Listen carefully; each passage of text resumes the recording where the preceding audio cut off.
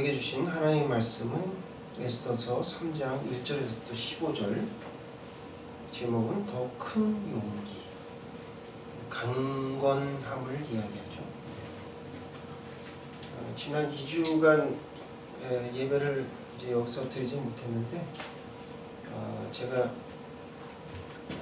임플란트 치료를 받느라고 어금니를 빼고 저도 아주 굉장히 2주를 고통스럽게 지냈습니다.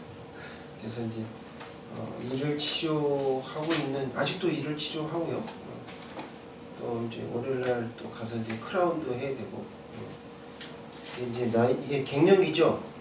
65세가 이제 되니까 여기저기가 이제 다 이제 고장이 나고, 그래서 이제 2주간 제가 이제 유튜브를 올리지 못했던 이유 중에 하나가 그겁니다. 기다려주셔서 감사합니다. 2026년 4월 11일 날 KBS 다큐 인사이트 호르무츠 쇼크, 이제 균열의 시작이라는 것이 방영되었습니다. 길이가 이제 160km, 짧은 거리는 33km. 이런 이 호르무츠의 세 개의 이목이 집중되었습니다. 이란의 공세로 약 2,000척의 선박이 지금도 묶여 있고요. 2만 명의 선원이 지금 오도 가도 못하는 그런 초유의 사태가 발생했습니다. 여기는요, 전 세계 석유 물동량의 20에서 25%를 차지하는 그런 핵심 요충지입니다. 근데 여기가 막힌 것이죠. 지금 이제 국제유가가 2026년 2월 브렌트유가 $70였거든요. 근데 지금 이제 $118까지 치솟아 올랐습니다. 프랑스 파리에서는 이제 경유값이 폭등을 하니까 트럭 기사들이 운행해봤자 손해니까 손을 놓고 있고요. 영국 런던에서는 기름값이 너무 비싸서 이제 자가용은 내려놓고 이제 자전거를 타고 다니는 국세통을 이루고 있습니다. 특히나 이제 남아시아가 큰 문제인데요. 파키스탄은 이제 기름이 안 나는 나라거든요. 근데 이제 물동량이 안 오니까 50%가 올랐고, 그다음에 베트남 호지민도 거기도 뭐 수입하고 수출하는 이런 물동량이 50%로 줄었대요. 그리고 태국 같은 데는 관광객이 급속도로 줄어서 치앙마이에 있는 코끼리에게 먹이를 줄 돈도 들 정도로 그렇게 되었다고 합니다. 호르무츠를 통과하는 석유의 80%가 모두 다 이 아시아 쪽이에요. 아시아 쪽이기 때문에 큰 피해가 앞으로 이제 예상이 되는데, 석유를 정제하면 14가지, 약 14가지의 제품이 나오는데요. 첫 번째, 여러분 잘 아시는 휘발유, 경유, 그다음에 등유, 그다음에 항공유. 항공 무슨 물증? 활증요? 그거 지금 거의 뭐 미국 가려면 100만 원 이상 내야 된다 그래요. 그런데 이제 나프타라는 게 있어요. 나프타. 근데 이 나프타가 어떤 데 쓰냐? 여러분 잘 아시는 종량제 봉투, 또 빵을 포장하는 비닐, 또 플라스틱 용기, 이런 게 다 거기에서 나옵니다. 거기에다가 또 석유에서 나오는 게 건축 내장재 중에 이제 페인트 이런 거, 또 비료 여기서 나옵니다. 그러다 보니까 원유가 올라 버리면요, 자동적으로 다 소비자 물가가 올라가는 거 많은 거예요. 그래서 이제 앞으로는 초고유가 시대가 될 것이다라고 이제 학자들이 이렇게 예견하고 있습니다. 이게요, 이제 제2차 세계대전 이후에 미군이 굉장히 배를 많이 지었거든요. 이제 항공모함도 짓고 막 이래가지고 미 해군이 엄청 커졌어요. 그래서 세계를 이제 2차 세계대전 이후에 경찰 국가가 된 거예요. 세계 경찰 국가. 그래서 이제 내 마음대로 이렇게 통행료를 안 내고도 이렇게 이제 바다를 지나다녔는데 앞으로는 미국이 손을 뗀답니다. 나 안 하겠다. 왜요? 비용이 너무 많이 들어가니까. 근데 자기한테 돌아오는 건 별로 없고. 그래서 미국이 세계 경찰을 하지 않겠다라는 그런 모습들이 보이는데, 근데 이런 모든 것의 시작점이 뭔가라고 생각을 해보니까 중동 전쟁도 마찬가지고 다 마찬가지예요. 그쪽 남 아프리카에 있었던 그 일도 마찬가지고 다 뭐냐면 미국과 중국의 패권 전쟁이에요. 패권 전쟁이 시작된 거죠. 그 중국은요, 나중에 이게 다큐멘터리 뒤쪽에 보시면 나오는데 중국몽이라고 그래요. 들어보셨죠? 중국몽. 그게 중국몽이 뭐냐면 세계 기축통화를 달러잖아요, 지금요. 달러인데 이거를 위안화로 바꾸고 싶어 하는 거예요. 그게 무슨 뜻이냐면 석유를 사잖아요. 그럼 석유를 사면 모든 비용을 뭘로 지불합니까? 달러로 지불해요. 그걸 페트로 달러라고 그래요. 근데 이거를 이란과 중국에서는 뭘로 바꾸려고 그래요? 위안화. 그래서 전체적으로 세계가 전부 위안화로, 페트로 위안으로 바꾸려고 하는 게 이 바로 중국몽입니다. 근데 그 이유는 간단합니다. 뭐예요? 중국이 세계 최강의 나라가 되겠다라는 것이죠. 그런데 미국이 이렇게 만만한 나라는 아니에요. 미국의 패권은 2100년까지 계속될 것으로 예상을 합니다. 우리 속담에 고래 싸움에 새우등 터진다는 말이 있죠. 그게 바로 우리에 해당되는데, 석유 공급망이 붕괴로 인해서 전 세계의 인플레이션이 이제 압박을 받게 돼요. 한국은 에너지 의존도가 굉장히 높은 나라예요. 그러니까 어떻게 돼요? 봉쇄를 시작하게 되면 가장 큰 피해를 볼 나라 중에 하나다. 그래서 이번 사태를 통해서 한국이 에너지 안보를 뭐 중동 지역에서 다른 지역으로 바꾸거나 이렇게 하고 경제 체질을 이제 전환해야 된다는 과제를 우리에게 던져주고 있습니다. 여러분 잘 아시다시피 우리는 무역으로 먹고 사는 나라예요. 뭐 나는 게 없어요. 무역으로 먹고 살면서 석유가 나지 않는 나라가 대표적으로 어디가 있냐? 중국이에요. 중국. 석유 안 나요. 그 다음 어디요? 베트남. 그 다음 한국. 근데 이 세 나라가 어디예요? 아시아에서 제일 활발하게 거래를 하고 무역하는 나라죠. 그러니까 이게 잘못하면 어떤 현상이 일어나느냐? 경제 성장률이 둔화돼요. 그 다음에 일어나는 현상이 뭐냐면 스태그플레이션. 이 스태그플레이션이라는 건 뭐냐면 고용이 하락되고 그 다음에 물가가 상승하는 거예요. 이게 이제 이런 일이 이제 벌어질 건데, 그래서 이제 중국이 패권 전쟁을 하는 거고요. 미국과 석유가 갖고 이제 이란하고 이제 아주 친하게 지내지 않습니까? 그런 모든 것들이 다 여기 자원 전쟁에서 시작됐고 패권 전쟁에서 시작된 것이다 라는 것이죠. 근데 우리는 아무 잘못도 하지 않았는데 한국은 답답합니다. 저기 멀리에 있는 중동 전쟁이 우리에게 피부에 와닿으니 말입니다.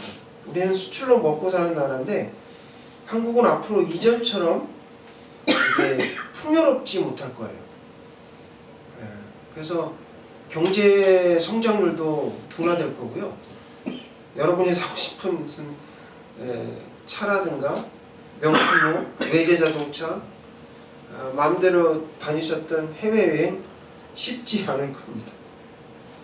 쉽지 않을 거예요. 이게 서서히 영향을 미쳐요. 지금은 뭐 갑자기 나타나는 게 아니에요.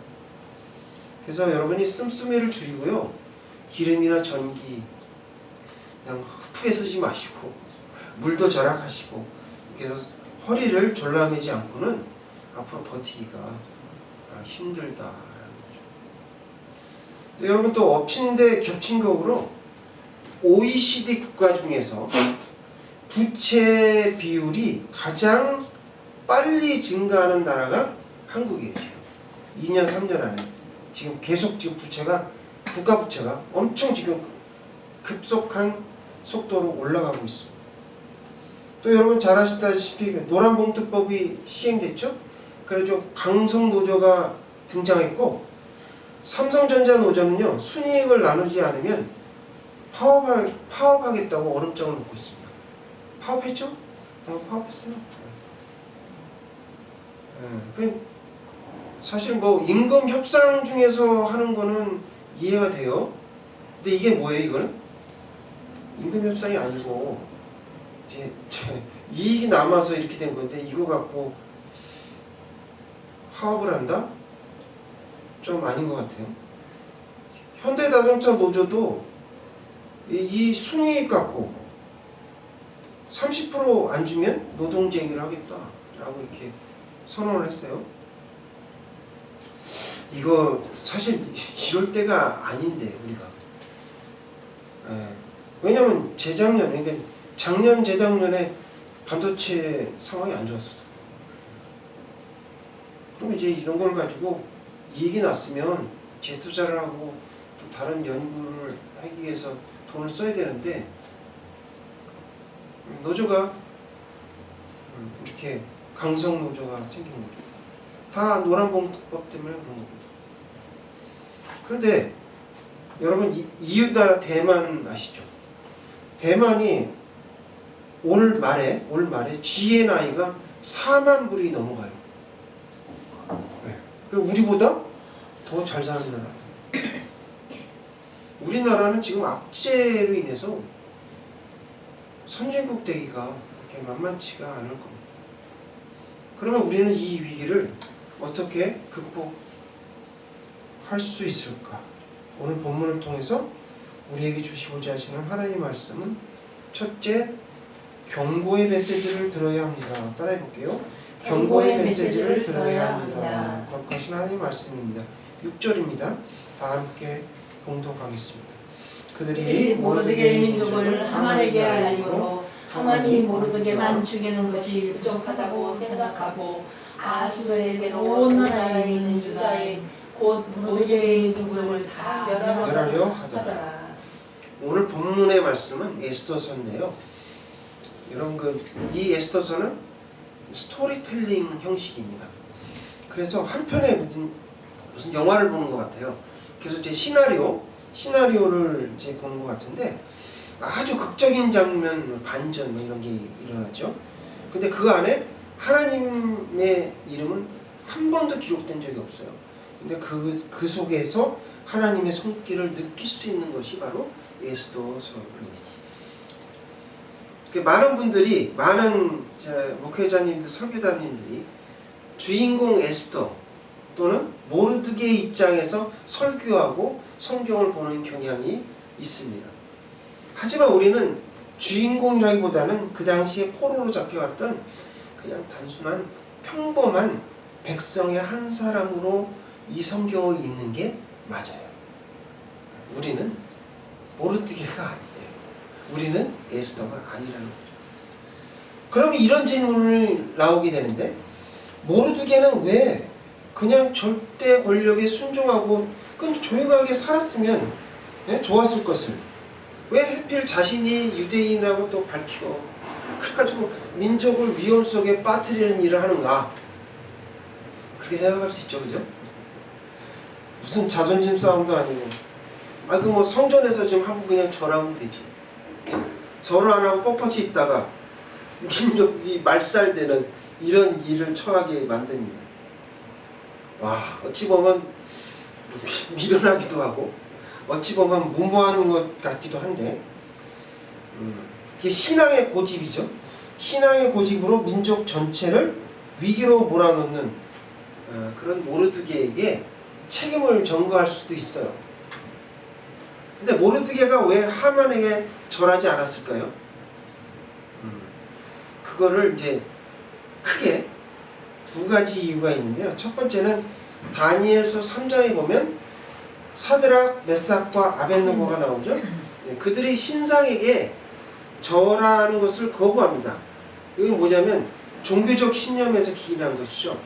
그래서 모르드게는 하나님 이외에 누구에게도 절하는 것을 거부한다라는 뜻이죠.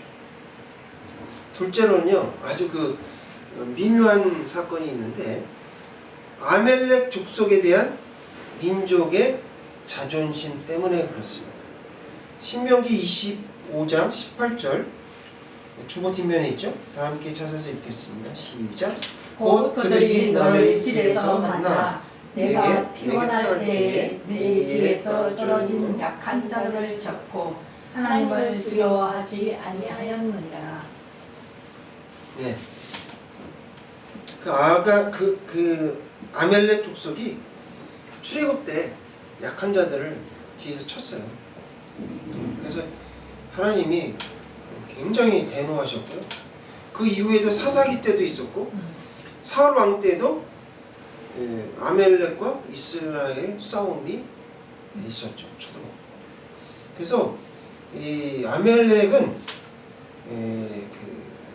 이스라엘의 원수뿐만 아니라 하나님의 원수입니다. 중요한 것은 문제의 핵심은 이거예요. 하만의 태도에 있는 거예요. 어떻게 한 사람이 그런 절을 하지 않았다고 해서 모든 민족을 다 말살시킵니까? 그게 잘못된 거 아니에요? 그건 너무 지나친 거죠. 하만은 권력과 명예욕에 사로잡혀 있는 자기 도취형 인간이었다는 것을 알 수가 있습니다. 또한 하만은 자신의 요구를 확실하게 관찰을 하기 위해서 성경에 보니까 은 1만 달라트, 이게 은으로 따지면 약 375톤이래요. 이거를 뇌물로 바쳤어요. 헤로도토스의 기록에 의하면 이거는요 거의 페르시아의 수입의 3분의 2에 해당되는 양이랍니다. 엄청 큰 거죠. 이 돈이 어디서 났을까요? 아각 왕이죠. 아각 왕의 자손이 누구예요? 하만이잖아요. 그래서 그렇게 됩니다. 근데 또 이런 것도 있어요.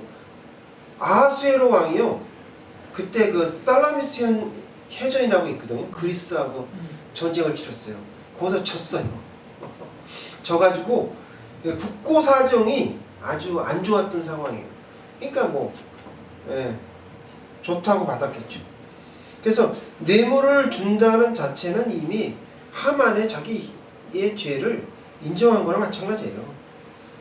그러니까 또 아무 잘못이 없는데 조그만 사건에 대한 보복으로 민족의 대학살을 계획하는 이런 아주 잔인하고 악마 같은 고대의 히틀러다. 현대에는 히틀러고 고대의 히틀러였다. 이거는 누가 되었든지 간에 상관없이 모르드가 됐든 누가 됐든 언젠가는 일어날 일이었습니다. 왜요? 하만이 아하수에로 다음으로 임명을 받잖아요. 그 시기에 바로 일어난 일이니까 모르드게 아니라도 누군가에 의해서 하만은 이스라엘 민족을 민족 대학살을 저지르려고 했던 거였어요. 호르무치 쇼크는 아까 영상에서 보셨지만 이란이 예전서부터 계획하고 있던 거예요. 세계를 상대로 해서 협박을 한 거죠. 언젠가는 일어나려고 했죠. 누구도 따라 하더라고요. 인도네시아도 자기네들 지나가는 통행료를 받겠다. 그랬다가 이제 발표한 거를 이제 아니다. 그거 아니다라고 맛만 본 거죠. 맛보기를 한 거죠. 자기네들도 이제 받겠다. 그럼 우리는 어디를 다 내야 돼요? 그 인도네시아 해변을 거쳐야 되거든요. 그럼 뭐 제가 말을 해도 아시겠죠. 그래서 우리나라가 지금 1997년도 IMF 겪었잖아요. 그 다음에 이제 가장 큰 위험이 아닌가 이렇게 생각을 하고 있습니다. 그동안 너무 좋은 환경 속에 무역하고 우리가 경제 성장을 하지 않았나 생각을 합니다. 누구의 도움으로 이렇게 됐을까요? 근데 이거 모르죠, 우리는. 하나님의 은혜로 된 것인지도 모르고 우리는 살아가고 있습니다. 2019년 여러분 우한 코로나 여러분 그 중에서 하나님의 심판 중에서 크게 세 가지가 있는데 칼기전, 그렇죠? 칼은 전쟁이에요, 전쟁. 그러니까 세계 제2차 세계대전, 1차, 2차 세계대전 때 다 겪었어요. 우리도 뭐예요? 겪었잖아요. 6.25 전쟁 그걸로 인해서. 칼, 그 다음에 기근, 그 다음에 전은 뭐냐면 전염병이에요. 그러니까 세계적으로 다 2019년도에 우한 코로나 겪었잖아요. 나머지 안 겪은 게 뭐예요? 기근이에요, 기근. 근데 이런 일들이 시작에 불과하지 않을까, 기근의 서막이 아닐까 매우 우려가 됩니다. 이 세 가지를 막 이렇게 하시는 이유는 다른 얘기가 아니에요. 하나님께로 돌아오라 라는 말씀이시죠. 그러므로 경고의 메시지를 들어야 한다라고 말씀하십니다. 둘째는 애통하며 금식 기도해야 한다라고 말씀하십니다. 거룩하신 주님의 말씀입니다. 13절 다 함께 봉독하도록 하겠습니다. 이에 그 조서를 역졸에게 맡겨 왕이 각 지방에 보내니 12달 곧 아달월 33일 하루 동안에 모든 유다인들을 젊은이, 늙은이, 어린이, 여인들을 막론하고 죽이고 도륙하고 집결하고 또 그 제자를 탈취하라 하려고. 네, 여러분 이 조서를 보세요. 이게 뭐 생각만 해도 끔찍하지 않습니까? 12월 13일에요. 12월 13일 하루 동안에 유대인들 중에서 남녀노소를 불문하고 다 죽이고 도륙하고 진멸하고 그러겠다는 얘기예요. 만약 우리가 유대인 당사자라고 한다면 어떻게 해야 돼요? 그날이 오기 전에 대비를 해야 되겠죠. 집과 재산을 다 내버려두고 어딘가에 도망을 가든가 뭐 그렇게 하거나 또는 뭐 굴 속에 숨거나 뭐 그렇게 해야겠죠. 근데 이게 워낙 제국이 넓어요. 그러니까 그때 교통수단으로는 뭐 낙타나 뭐 빨라야 말밖에 없는데 도망갈 데가 없는 거예요. 숨을 데가 없어요. 왜? 다 조서가 다 전국 각도에 다 가니까. 그러니까 인도에서 구스까지 전국이 127도거든요. 전달하는 데만, 말 타고 해서 전달하는 데만 좋게 3개월이 걸립니다. 이렇게 넓은 데를 어떻게 빠져나갈 수가 있어요. 힘들죠. 근데 15절에 보니까 마치 네로가 불타는 로마를 보고 시를 이제 막 이렇게 읊었잖아요. 그렇듯이 하만과 왕이 함께 앉아서 먹고 마시며 즐겼다라고 나옵니다. 근데 그런 반면에 한 줄 딱 나오죠. 수산성은 그 일로 인하여 혼란에 빠졌다. 이게 비유법이죠. 완전 대적법. 이렇게 된 거죠. 그래서 성경은 기록합니다. 이런 상황 속에서 유대인들은 어떻게 행동을 했을까요? 도망갈 데도 없고 막 이렇게 한 상황인데 4장 3절 주보 뒷면에 있는데 다 함께 찾아서 봉독하겠습니다. 시작. 왕의 명령과 조서가 각 지방에 임해 유다인이 크게 애통하며 금식하며 울며 부르짖고 굵은 옷을 입고 제 노자가 무수하더라. 이 민초의 대응은 그때는 시기나 마찬가지로 우리는 금식기도 위에 다른 길이 없습니다. 하나님께서 유대인의 통곡과 기도 소리를 들으셨죠. 그러면 어떻게 해요? 큰 군대를 보내셨습니까? 아니죠. 뭐 천군천사를 보내셨나요? 아니에요. 누구를 선택하셔요? 연약한 여인, 에스더를 선택합니다. 그래서 그 연약한 여인을 통해서 이스라엘을 큰 운동에서 건져 올리시죠. 여러분 그 출애굽 때 모세 어떻습니까? 모세를 택하시잖아요. 그러니까 지도자를 부르시고 그를 통해서 민족을 구원하십니다. 마찬가지예요. 성서적인 관점에서 봤을 때 이스라엘을 통해서 인류를 구원하시려고 하십니다. 이것이 성경 전체의 맥락이고 이것이 하나님의 통치 방법입니다. 그러니까 우리가 이스라엘을 욕하면 안 된다.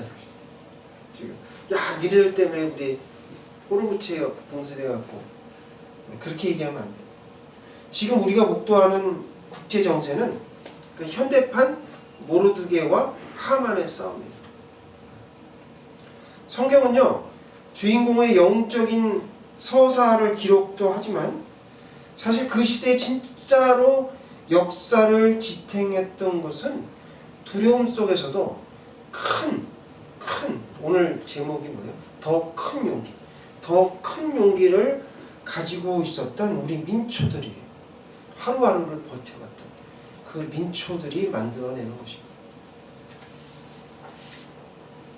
네, 어느 날 갑자기 날아든 죽음의 조서. 이게 우리가 타임라인을 쭉 보면 1월 13일에 하만이 유대인을 말살할 조서를 공포하죠. 작성해서 공포해요. 그랬다가 나중에 3월 23일 한 3개월 지났죠. 3개월 지난 그 사이 때 모르드게와 에스더가 이렇게 해서 하만을 장대기에 죽이고 그 다음에 인장반지로 유대인의 방어권, 왜냐하면 인장반지를 그 전에 조서로 했기 때문에 그거를 취소할 수가 없기 때문에 방어권을 주죠. 그래서 새로운 조서를 전국 각지에 다 보냅니다. 그것이 3월 23일이에요. 그러면 앞으로 12월 13일까지 약 9개월이 남아있어요. 그죠? 유대인들은 그동안 뭘 했을까요? 모르드게를 중심으로 전쟁 준비를 철저히 했어요. 그래가지고 12월 13일날 싸움에서 이겼고요. 그래서 그 승전 기념으로 이스라엘은 지금도 불임절을 지키고 있어요. 그게 불임절이에요. 그러니까 여러분, 우리는 유대인이 아니에요. 여러분 자꾸 착각하시면 안 돼요. 우리는 유대인이 아니고 이방인이에요. 이방. 우리는 원가지가 아니라고요. 우리는 원가지의 접붙임을 받은 가지예요. 그러니까 우리가 한국의 기독교인들이 유대인이다 생각하면 안 된다고. 그러니까 세계의 중심, 막 세계의 중심을 막 예전에는 그리스에서는 아테네라고 그랬고요. 로마 시대 때는 로마라고 그랬거든요. 지금 어디라고 그래요? 미국 같은 데는 막 뉴욕이라고 그러죠. 또 중국 같은 경우는 베이징이라고 그러고. 아니, 지금 세계의 중심은 이스라엘이에요. 세계의 중심이 이스라엘입니다. 항상 여러분들이 뉴스나 여러 가지 관점에서 봤을 때 초점은 이스라엘에 초점을 맞추셔야 돼요. 안타깝지만. 왜요? 우리는 원가지가 아니기 때문에. 그럼 어떻게 해야 돼요? 더욱더 애통하며 금식을 해야죠. 우리 유태인이 아닌데. 유태인이 아니에요. 우리 요새 보니까 TV고 뭐 어디고, 아니 왜 갑자기 왜 무당이 많이 나오지? 점 보는 거 많이 나와요. 네? 이스라엘은 안 그래요. 여러분 주일 딱 안식일이 되면 모든 거 다 딱 관두고 하나님께 예배드리고 그런 나라가 유태인이에요. 우리 어떻게 거기를 쫓아가요? 한국 기독교인들은 유대인이 아니라 이방인이 이방. 그러니까 어떻게 해야 돼요? 더 열심히 기도하고 그래요. 그걸 잘 모르세요. 오늘 말씀을 통해서 경고의 메시지를 들어야 합니다. 애통하며 금식 기도해야 한다라고 말씀하시고, 누가복음 21장 19절 주보 뒷면에 있죠. 다 함께 읽겠습니다. 너희의 인내로 너희 영혼을 얻으리라. 사랑하는 성도 여러분, 안타깝지만 우리나라에서 비행기로 10시간이에요. 10시간 걸리는 곳에, 그런 곳에 일어난 호르무즈 이 쇼크는 자원전쟁, 패권전쟁, 지금은 큰 우리한테 영향이 없지만 앞으로 서서히 나타날 것입니다. 비닐과 비료가 품귀 현상이 일어나면 자연적으로 농산물 값이 올라가요. 또 석유 값이 계속 이렇게 오르면 수입 단가, 운송 비용 모든 것이 다 영향을 받습니다. 그래서 미국과 이란의 전쟁이 지금 일어난 지 한 2, 3개월밖에 안 됐는데 우리에게 주는 교훈이 있어요. 그게 뭐냐면 최근에 집속탄 쏘는 거 보셨죠? 북한이 집속탄을 쐈어요. 집속탄이 뭔지 아시죠? 미사일 안에 또 미사일이 막 수십 개 들어가요. 그러니까 거기에 떨어지는 그 근처에 지금 근방에 있는 사람은 사람이나 짐승이나 살아남을 수 없다. 그러니까 이런 집속탄을 쏘는 북한과 대처하고 있는 나라예요. 그럼 나중에 어떻게 되겠어요? 속수무책으로 당하고 맙니다. 또 핵무기를 보유하고 있는 나라가 북한이에요. 그러니까 이 위기를 극복하려면 성경의 말씀처럼 지도자를 보내주셔야 돼요. 하나님 훌륭한 지도자를 우리에게 보내주십사 라고 우리가 간절히 기도해야 됩니다. 근데 정치는 어때요? 가장 수준 낮은 집단이죠. 반기독교적이에요. 그리고 뭐 범법자들의 집단이에요. 카르텔도 아니고. 이들이 정권을 좌지우지한다면 어떻게 될까요?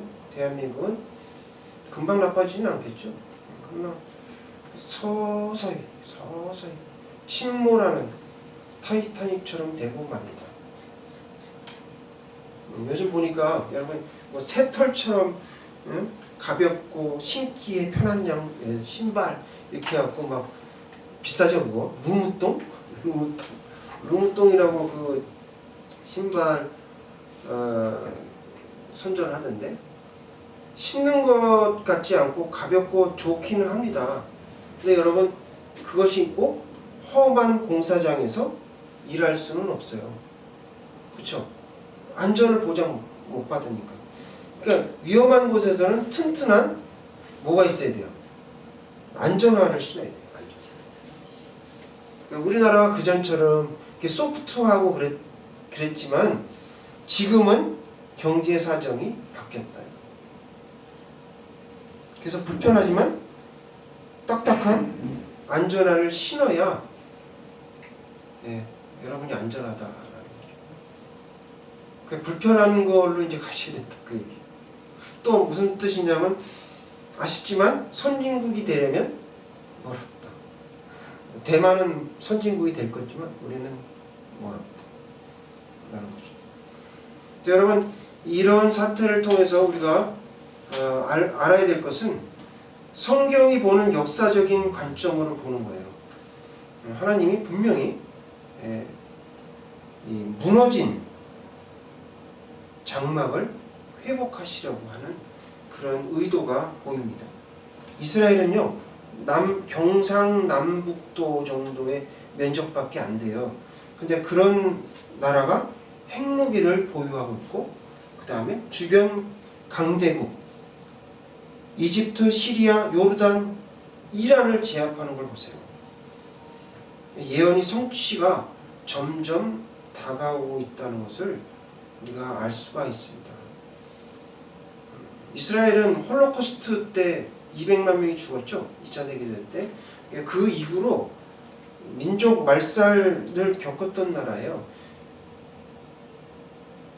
그런데 지금 2026년 또다시 제2의 불임절 전쟁을 치르고 있는 겁니다.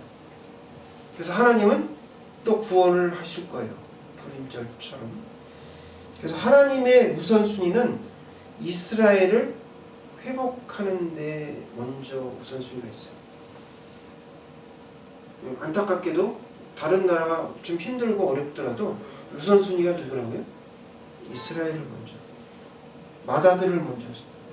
그러니까 또다시 IMF나 우한 코로나나 오일 쇼크 이런 것이 재난의 징조가 보이더라도 여러분 두려워하거나 놀라지 마십시오. 그런 일이 일어날 수밖에 없는 상황이다 이거죠. 그래서 하나님을 의지하시기 바랍니다. 기도하면서 끝까지 견디세요. 이런 일은 있어야 하되 끝은 아니다. 마태복음 26장이 나오죠. 24장 4절. 그러니까 성경을 사모하며 여러분들이 위로를 받으셔야 돼요. 이 일을 피할 수는 없어요. 하나님의 그 거시적인 관점, 성경적인 관점으로 이 세계에 일어나는 일들을 바라보셔야 됩니다. 그래서 누가복음 21장 19절 아까 읽었잖아요. 다시 한번 읽어볼까요? 너희의 인내로 너희 영혼을 얻으리라. 너희 믿음으로 구원을 받을 것이니 인내하라 라는 말이에요.